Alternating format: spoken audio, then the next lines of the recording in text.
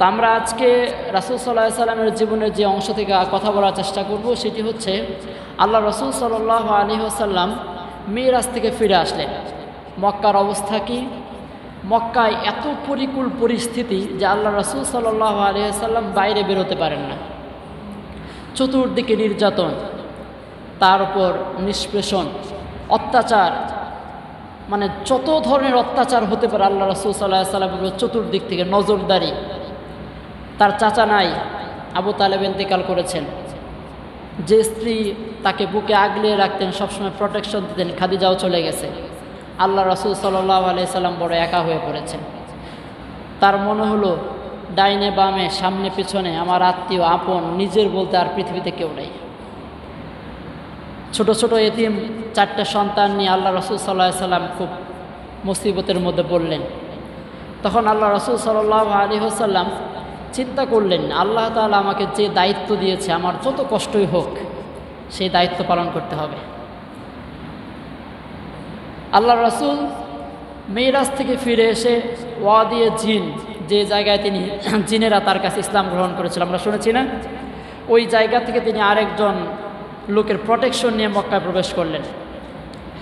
এখন আল্লাহ রাসূল যাতে মানুষের সাথে কথা বলতে না পারে, কারো কাছে যেতে না পারে, এই জন্য আল্লাহ রাসূল সাল্লাল্লাহু আলাইহি ওয়াসাল্লামকে যদিও আবু জেহেল বলছে যে তুমি যেহেতু মুহাম্মদকে কি বলে আশ্রয় দিয়েছো, আমিও দিলাম, কিন্তু এই দিক দিয়ে চতুর্দিক থেকে কাফেরের বাহিনীদের দিয়ে নজরদারি করে রাখছে। আল্লাহ রাসূল যেন কোথায় যেতে না পারে, কথা বলতে না পারে। আল্লাহ রাসূল যেই জায়গায় যায় ওই জায়গায় তারা হট্টগোল শুরু করে দেয়। আল্লাহ রাসূল কথা বলা শুরু করে ওই জায়গায় তারা ঢোলের বাদ্য গান বাজনা শুরু করে দেয়, যাতে আল্লাহ রাসূল কথা বলতে না পারে। আপনার আমার নবী তায়েব থেকে ফিরে আসলেন। আসার পর আল্লাহ রাসূল সাল্লাল্লাহু আলাইহি ওয়াসাল্লাম বাইরে বের হতে পারেন না, কারোর সাথে কথা বলতে পারেন না। দেখতে দেখতে একদিন 2 দিন করে হজের মৌসুম চলে আসলো। প্যারা নবী সাল্লাল্লাহু আলাইহি ওয়াসাল্লাম এবার তিনি তার দাওয়াতের কৌশল কিছুটা পরিবর্তন করলেন। তিনি ভাবলেন, মক্কার মানুষদের সাথে যেহেতু কথা বলা যাচ্ছে না, তাদের কাছে দিনের দাওয়াত পৌঁছানো যাচ্ছে না, আমি বহিরাগতদের কাছে ইসলামের দাওয়াত কিভাবে দেওয়া যায়। আল্লাহ রাসূল সাল্লাল্লাহু আলাইহি ওয়াসাল্লাম তখন হাজীদেরকে টার্গেট করলেন। হাজীদেরকে টার্গেট করে দিনের বেলা আল্লাহ রাসূল সাল্লাল্লাহু আলাইহি ওয়াসাল্লাম বাইরে বের হতে পারেন না। আবু লাহাবের দল তার সাঙ্গপাঙ্গ নিয়ে আল্লাহ রাসূল সাল্লাল্লাহু আলাইহি ওয়াসাল্লামকে চতুর্দিক থেকে ঘিরে ধরে। আপনার আমার নবী রাত্রিবেলায় যখন কাফেররা ঘুমিয়ে যায়, তখন প্যারা নবী সাল্লাল্লাহু আলাইহি ওয়াসাল্লাম রাত্রিতে এই বহিরাগতদের তাঁবুতে খুঁজে খুঁজে কোন তাঁবুতে আলো জ্বলে, কারা জেগে আছে, তাদের কাছে যে আল্লাহ রাসূল সাল্লাল্লাহু আলাইহি ওয়াসাল্লাম দ্বীনের দাওয়াত দিতে লাগলেন। সুবহানাল্লাহ! দেখেন, দ্বীনের দাওয়াত দিতে গিয়ে আল্লাহ রাসূল কত কষ্ট করেছে, আর আমরা ইসলামকে কত সহজে পেয়েছি।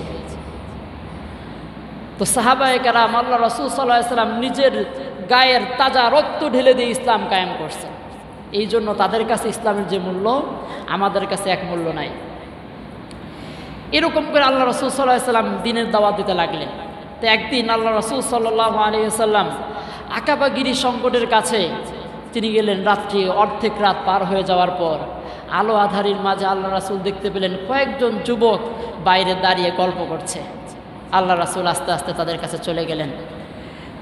তখন আল্লাহ রাসূল জিজ্ঞেস করলেন, আপনারা কোন এলাকা থেকে এসেছেন? তারা বললেন যে আমরা ইয়াসরিব থেকে এসেছি, আমরা খাজরাজ বংশের লোক। 6 জন নেতৃত্বস্থানীয় যুবক। আল্লাহ রাসূল সাল্লাল্লাহু আলাইহি ওয়াসাল্লাম তখন তাদেরকে দাওয়াত দেওয়ার উদ্দেশ্যে প্রথমেই আল্লাহ রাসূল সাল্লাল্লাহু আলাইহি ওয়াসাল্লাম পবিত্র কোরআন থেকে তেলাওয়াত শুরু করে দিলেন। সুবহানাল্লাহ! দেখেন, আমরা বর্তমান বিশ্বের যে বড় বড় কারীরা আছে, তাদের তেলাওয়াত শুনে বিমোহিত হয়ে যায়। আমাদের চোখ থেকে অজান্তেই পানি চলে আসে। অনেক হুজুরের তেলাওয়াত শুনলে নামাজ পড়তেই মন চায়। সামান্য দুনিয়ার এই কারীদের, এই হুজুরদের তেলাওয়াত যদি এত মধুর হয়, যার উপর আল্লাহ তাআলা স্বয়ং কোরআন শরীফ নাজিল করে দিয়েছেন, সেই রাসূলুল্লাহ সাল্লাল্লাহু আলাইহি ওয়াসাল্লাম যখন নিজের কণ্ঠে কোরআন তেলাওয়াত করেছেন, সেটা কতই না জানি মধুর ছিল। সুবহানাল্লাহ! আল্লাহ রাসূলের দাওয়াতের একটা টেকনিক ছিল, তিনি প্রথমেই কোরআন থেকে শোনাই দিতেন। সুবহানাল্লাহ! আমাদের প্রিয় নবী সাল্লাল্লাহু আলাইহি ওয়াসাল্লাম যখন কোরআন তেলাওয়াত করে তাদেরকে শোনাইলেন, শোনানোর পর এবার যখন দ্বীন ইসলামের দাওয়াত দিতে শুরু করলেন, সেই ইয়াসরিবের খাজরাজ গোত্রের 6 জন যুবক তখন বলতে লাগলো, হে যুবক, আমরা তো জানি না আপনি কে, কিন্তু আমরা অনেক দিন ধরে আমরা তো ইয়াসরিবে বসবাস করি। ইয়াসরিবে আমাদের পার্শ্ববর্তী গোত্র যারা, তারা হচ্ছে ইহুদি। তারা তাদের কিতাব পর্যালোচনা করে, তারা সব সময় বলে তাদের মধ্যে একজন আখিরি জামানার নবী আসবে, তার কাছে এরকম আল্লাহ তাআলা কিতাব নাজিল করবেন, তিনি সৎ কাজে আদেশ করবেন, অসৎ কাজ থেকে নিষেধ করবেন, তিনি এত সুদর্শন সুন্দর হবেন, তিনি সমগ্র বিশ্বের মধ্যে একটা নতুন ব্যবস্থা চালু করে দিবেন, সবাই তার দিকে আকৃষ্ট হয়ে ঝুঁকে পড়বে, তার ধর্ম দুনিয়াতে কায়েম হয়ে যাবে। আমাদের মনে হয় আপনি সেই ব্যক্তি। বলেন না সুবহানাল্লাহ। আল্লাহ রাসূলের কোরআন তেলাওয়াত শুনে, তার এই কথাগুলো শুনে ইয়াসরিবের সেই 6 জন যুবক তারা আল্লাহ রাসূলের দিকে ঝুঁকে বললেন, তারা আল্লাহ রাসূলের হাত দিয়ে বললেন, আমরা আর দেরি করতে চাই না, আমাদের মনে হয় যে ইয়াসরিবের সেই ইহুদিরা যে ভবিষ্যৎবাণী, যে প্রত্যাশিত পুরুষের তারা যে আগমন ভবিষ্যৎবাণী করে, আপনি মনে হয় সেই জন, আমাদের আর দেরি করায় না, আপনার ধর্মে আমাদের দীক্ষিত করে দেন। সুবহানাল্লাহ। ইয়াসরিবের 6 জন যুবক করে নিল, লা ইলাহা ইল্লাল্লাহু মুহাম্মাদুর রাসূলুল্লাহ সাল্লাল্লাহু আলাইহি ওয়াসাল্লাম। দেখেন, আল্লাহ তাআলার সুন্নতি হচ্ছে এটা। মহান আল্লাহ তাআলা যখন মানুষের কাছে মনে হয় যে সারা পৃথিবী মনে হয় আমার উপর সংকুচিত হয়ে আসছে, আমার মনে হয় আর যাবার কোনো রাস্তা নাই, চতুর্দিক থেকে অন্ধকার, নিরাশা, হতাশা, যখন সব আশা বন্ধ হয়ে যায়, আল্লাহ তাআলা নতুন একটা দিগন্ত খুলে দেয়। সুবহানাল্লাহ। মক্কায় যখন বেরোনোর পরিস্থিতি নাই, কথা বলার কোনো জায়গা নাই, কারো কাছে যাওয়ার জায়গা নাই, আল্লাহ তাআলা নতুন একটা রাস্তা খুলে দিলেন ইয়াসরিবে। সুবহানাল্লাহ। এই ইয়াসরিব হচ্ছে মদিনার পূর্ব নাম।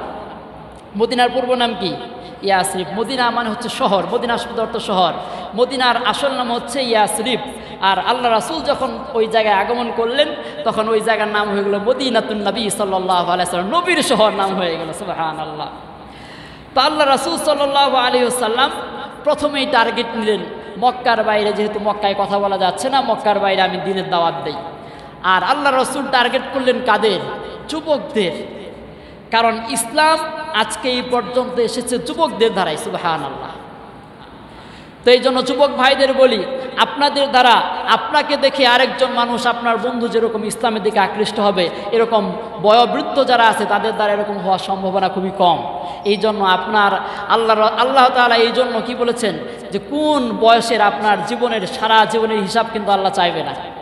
আল্লাহ চাইবে কোন সময়টুকুর, এই জীবনে প্রাইম টাইম যেটা, এই যৌবনকালের হিসাব আল্লাহ তাআলা সেই দিন দেওয়া লাগবে। 5টা প্রশ্নের জবাব দেওয়ার আগে মিজানের সামনে থেকে একজনের এক পা নড়ার সুযোগ থাকবে।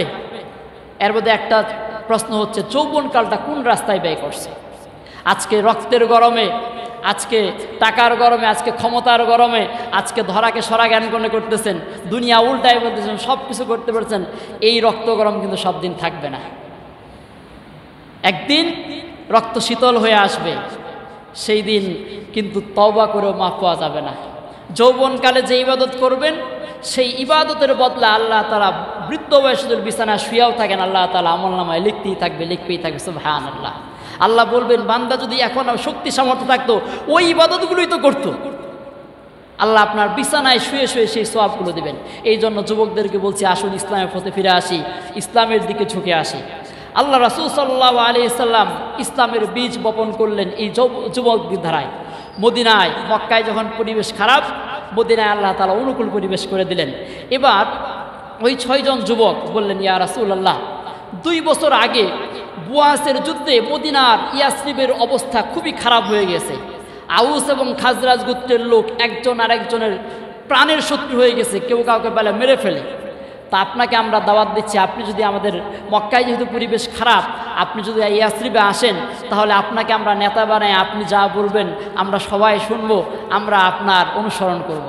আল্লাহ রাসূল সাল্লাল্লাহু আলাইহি সাল্লাম বললেন যে না, এখনও আমাকে হুকুম দেওয়া হয় নাই, আদেশ দেওয়া হয় নাই। এই 6 জন যুবক হজ শেষ করে মদিনায় চলে গেল, ইয়াসরিবে চলে গেল। এখন এই 6 জন ছিল খাজরাজ গোত্রের। তারা পুরোটা একটা বছর, পূর্ণ 1 বছর তারা মক্কার যাদের সাথে পরিচয় ছিল, যাদের সাথে বন্ধু ভাবাপন্ন ছিল, তাদের সাথে একটু একটু কথা বলতো। পূর্ণদমে দাওয়াত প্রচার করে না, একটু একটু কথা বলে। এই বছর আসছিল 6 জন, তার পরের বছর হজে 12 জন আসলো।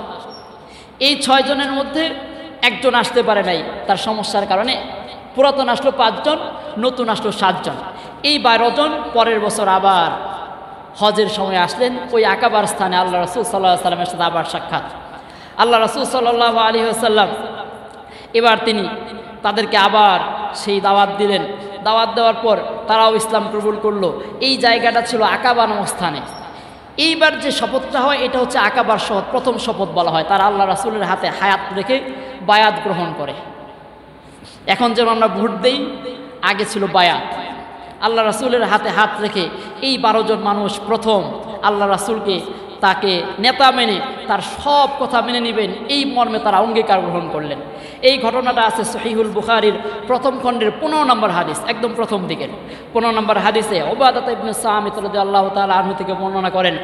উবাদা ইবনে সামিত বলেন, বায়উনি, আল্লাহ রাসূল সাল্লাল্লাহু আলাইহি ওয়াসাল্লাম আমাদেরকে বললেন যে তোমরা আমার কাছে বায়াত গ্রহণ করো, আমার কাছে অঙ্গীকার হও, আলা আল্লাহ তুশরিকু বিল্লাহি শাইআ। 1 নাম্বার উবাদা ইবনে সামিত বলেন আমরা 6টা বিষয়ের উপর অঙ্গীকার করলাম। 1 নাম্বার বললেন আল্লাহ তুশরিকু বিল্লাহি শাইআ, আল্লাহর সাথে কাউকে শরীক করতে পারবা না। 1 নাম্বার কি? আল্লাহর সাথে কাউকে শরীক করতে পারবা। 2 নাম্বার ওয়ালা তুশরিকু, তোমরা চুরি করতে পারবা না। ওয়ালা তাজনু, তোমরা জিনা করতে পারবা না, অন্যায়ভাবে অন্য মহিলার দিকে লুলুপ দৃষ্টিতে তাকাইতে পারবা না, তাদের সাথে জিনা করতে পারবা না, যেগুলো মক্কায় ছিল অ্যাভেলেবেল ওই জাহিলি যুগে, যেগুলো তাদের কাছে পান্তা ভাত ছিল। তারপর বলুন ওয়ালা তাকতুলু আওলাদাকুম, তোমরা তোমাদের সন্তানদেরকে হত্যা করতে পারবা না। হত্যা কিন্তু অনেকভাবেই হয়। যখন ভ্রূণ পেটে চলে আসে যদি এটাকে আপনি ফেলে দেন এটাও হত্যা। তারপর বলেন ওয়ালা তাতু বিবুহতানিন, তখন মানুষরা একজন আরেকজনকে অপবাদ দিত, এই যে গিবত করে অপবাদ দেয়, এটা অহরহ করতো। আল্লাহ রাসূল বললেন তোমরা কাউকে গিবত, তুহমত এগুলো দিতে পারবা না। তারপর বললেন যে ওয়ালা তাসু ফি মারুফিন, আমি তোমাদেরকে সৎ কাজের যে আদেশগুলোই দিব এই আদেশগুলো আমার অমান্য করতে পারবা না। তারপর বললেন যে ফাআজরহু আলাল্লাহি ওমান আসাবা যালিকা শাইআন, যে ব্যক্তি এগুলো পালন করবে আল্লাহ তাআলা তাকে অনেক অশেষ পুরস্কার দান করবেন। আর যে ব্যক্তি এগুলো থেকে বিরত থাকবে, আমার এই কথাগুলো এই 12 জনের মধ্যে যারা পালন করবে না, ফাউকুবাহু ফিদ দুনিয়া, তাদেরকে আল্লাহ তাআলা দুনিয়াতেই শাস্তি দিবে।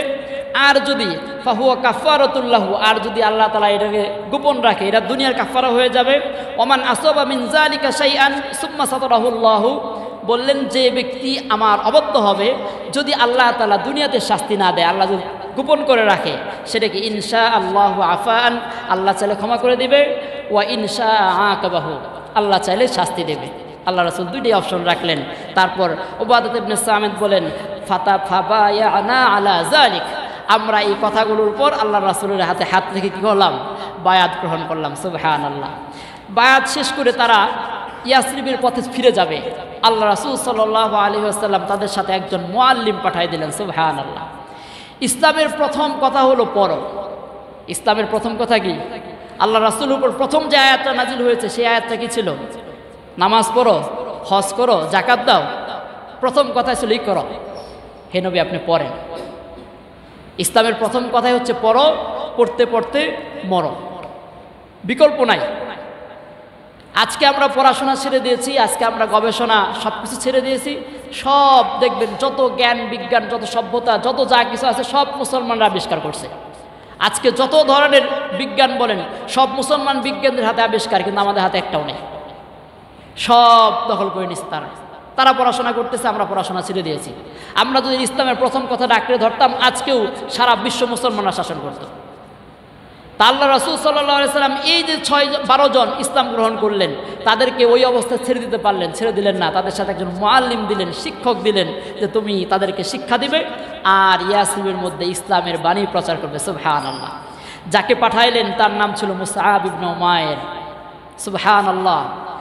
কত মানের একজন সাহাবী ছিলেন যিনি প্রথম দিকের ইসলাম গ্রহণ করেছেন। মুসআব ইবনে উমাইর তিনি এমন ব্যক্তিত্ব সম্পন্ন, এমন ধনাঢ্য ব্যক্তির ঘরের সন্তান ছিলেন যে তিনি যখন ঘোড়ায় উঠতেন তার সামনে পেছনে ঘোড়ার প্রায় 200 জন দাস দাসী থাকত তাকে উঠায় দেওয়ার জন্য। তিনি এত সুগন্ধযুক্ত আতর ব্যবহার করতেন, কোনো রাস্তাতে গেলে মানুষ বুঝতো যেখানে মুসআব গেছে। তার প্রত্যেকটা কাপড় যেগুলো তিনি রেশমের ইউজ করতেন সেগুলো প্রত্যেকটার সর্বনিম্ন ছিল 200 দিরহাম দাম। এরকম খুব ব্যক্তিত্ব সম্পন্ন বড় ঘরের লোক, তিনি যখন ইসলাম গ্রহণ করছে তার সাথে আচরণটা কি হয়েছিল? তার সব সম্পত্তি তাকে বঞ্চিত করা হয়েছিল। তা মুসআব ইবনে উমাইর বলেন, আমি যখন মক্কায় ছিলাম, আমি খাবারের অভাবে আমার শরীরের চামড়া এমন হয়ে গেছিল যে এরকম চুলকানো দিলে ওইখান থেকে চামড়া খসে খসে পড়তো, শুকনা চামড়া। আমার এত ক্ষুধার যাতনা, এত কষ্ট করেছি।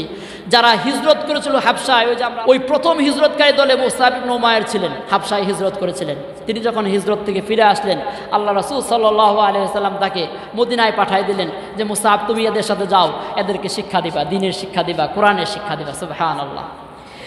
আল্লাহ তাআলা দেখেন, আল্লাহ রাসূল সাল্লাল্লাহু আলাইহি ওয়াসাল্লাম এমন একজন মানুষকে পাঠাইলেন যিনি ছিলেন অত্যন্ত বিচক্ষণ, খুবই শিক্ষিত। মক্কায় হাতে গোনা যে কয়জন শিক্ষিত লোক ছিলেন তার মধ্যে উচ্চ শিক্ষিত একজন ব্যক্তি, খুবই বিচক্ষণ, বিদগ্ধ বক্তা ছিলেন। তার সুন্দর বাচনভঙ্গি, তার ব্যক্তিত্ব সম্পন্ন চলাফেরা, তার উপস্থাপনা, মধুরভাবে কথা বলা যে কোনো মানুষকে বিমোহিত করত। এই মুসআব ইবনে উমাইরকে আল্লাহ রাসূল সাল্লাল্লাহু আলাইহি ওয়াসাল্লামকে পাঠাইলেন। তিনি একটা বছর এমনভাবে ইয়াসরিবে দাওয়াত দিলেন যে ইয়াসরিবের একটা ঘর বাকি থাকলো না যেই জায়গায় আল্লাহ তাআলার দ্বীনের দাওয়াত, আল্লাহ রাসূলের রিসালাতের কথা না পৌঁছল। প্রত্যেকের মুখে মুখে ইসলাম গ্রহণ করুক আর না করুক, প্রত্যেকের কানে, প্রত্যেকের ঘরে রিসালাতের দাওয়াত, তাওহীদের দাওয়াত পৌঁছে গেল। সুবহানাল্লাহ। পরের বছর আবার যখন হজের সময় হলো, এই মুসআব ইবনে উমাইর সহ কতজনকে নিয়ে আসছিলেন জানেন? ৭৫ জন। ৬ থেকে ১২ থেকে ১ বছরের ব্যবধানে কতজন হয়ে গেল? ৭৫ জন। ৭৩ জন পুরুষ, 2 জন মহিলা, তারা সাথে নিয়ে মক্কায় আসলেন। দেখেন এই মুসআব ইবনে উমাইর তার দাওয়াতের ঘটনাগুলো কেমন ছিল। একটা ঘটনা শুধু বলি। তিনি মদিনায় গিয়ে যার ঘরে উঠেছিলেন তার নাম ছিল আসাদ ইবনে জুরারা, যিনি এই যে প্রথম বায়াত আকাবার শপথে যিনি ছিলেন। এই আসাদ ইবনে জুরারা তার ঘরে উঠেছিলেন, তাকে সাথে নিয়ে তিনি দাওয়াতের কাজ করতেন। একদিন মুসআব ইবনে উমাইর বনি আব্দুল আশহাল এবং বনি জাফরের মহল্লায় যান। এই মহল্লায় গিয়ে তারা একটা খেজুর বাগানে বসে, একটা কুয়ার পাশে বসে, ওই মহল্লার যারা দরিদ্র বা ইসলামের দিকে কিন্তু আসলে প্রথমে ওই দরিদ্র বা দুর্বল শ্রেণীর লোকেরাই প্রথমে আসছে, তাদেরকে নিয়ে তারা কথা বলতেছিলেন, দ্বীনের কথা বলতেছিলেন। সেখানে যখন কথা বলতেছিলেন, বনু আব্দুল আশহাল গোত্রের নেতা ছিলেন সাআদ ইবনে মুআজ আর আসাদ ইবনে হুজায়ের, এই 2 জন ওই জায়গায় ছিল। এদিক থেকে আসাদ ইবনে জুরারা, যার ঘরে মুসআব ইবনে উমাইর ছিলেন, তিনি ছিলেন ওই যে বনু আব্দুল আশহালের যে নেতা, সাআদের খালাতো ভাই। তারা 2 জন যখন এই গরিব মানুষদের নিয়ে কথা বলতেছেন, এই জিনিসটা ওই গোত্রের 2 নেতার ভালো লাগলো না, যদিও খালাতো ভাই, ভালো লাগে নাই। তখন সাআদ বলতেছেন যে আসাদ, একটা কাজ করো, তুমি গিয়ে ওই যে আমার খালাতো ভাই আছে আসাদ আর ওর সাথে যে লোকটা মক্কা থেকে আসছে, ওদেরকে একটা ধমক দাও, ধমক দিয়ে আমাদের এলাকা থেকে তাড়াই দাও, ওরা আমাদের দরিদ্র মানুষদেরকে বোকা বানাইতেছে। আমি যাইতাম, আমার খালাতো ভাই, এই জন্য আমি যাইতেছি না, তুমি যাও। তখন উসাইদ অস্ত্র হাতে নিয়ে খুব রাগান্বিতভাবে সেই জায়গায় গেলেন, গিয়ে প্রথমেই একটা ধমক দিলেন, হ্যাঁ তোমরা আমাদের এই গরিব মানুষদেরকে এরকম ভুলভাল বোঝায় বোকা বানাইতেছে, এই মুহূর্তে এই মহল্লা ছেড়ে চলে যাও, না হলে 2 জনকে আমি হত্যা করে ফেলবো। একটা ধমক দিলেন। দেখেন, যেই মানুষের মাথা যত গরম, ওই মানুষ মানে প্রত্যেক জিনিসেরই কিন্তু বিপরীত দিক আছে। যে মানুষটা দেখবেন সমাজের মধ্যে সবচেয়ে বেশি রাগান্বিত, সবচেয়ে বেশি করে, ওই মানুষটা আবার বোঝাইলে সবচেয়ে বেশি ঠান্ডা। এই উসাইদ যখন যায় ধমক দিছে, মুসআব তখন একটা মুচকি হাসি দিলেন। সুবহানাল্লাহ। মুচকি হাসিতে বললেন, ভাই আমরা তো আপনার এলাকায় আসছি, আপনি একটু বসেন, আপনার সাথে একটু কথা বলি, যদি আপনার পছন্দ হয় ভালো, আপনার পছন্দ না হলে আমরা চলে যাব। উসাইদ বললেন, ঠিকই তো আছে। এরকম যে একটা ধমক দেওয়ার পরে, অস্ত্র দেখায়, ভয় দেখানোর পরেও সে যদি একটা মিষ্টি হাসি দিয়ে এরকম কথা বলছে, দেখি না একটু বসি। উসাইদ তখন বসলেন।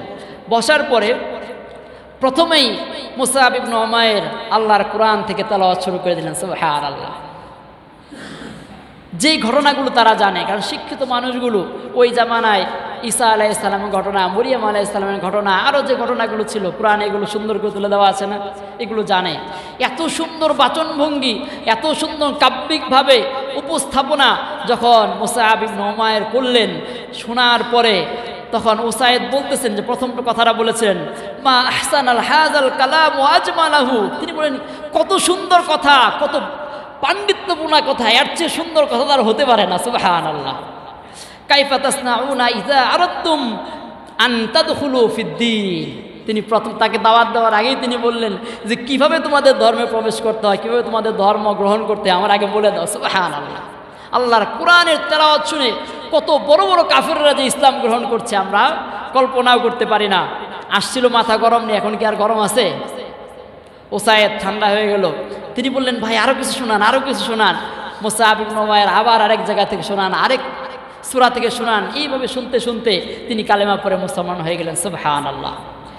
এবার তিনি যখন ওই দিক থেকে সাদ পাঠাইছেন, তিনি বললেন পাঠাইলাম ধমক দিয়ে ফেরাই দিতে, এ দিহি দিয়ে বসে দেয় গল্প করে।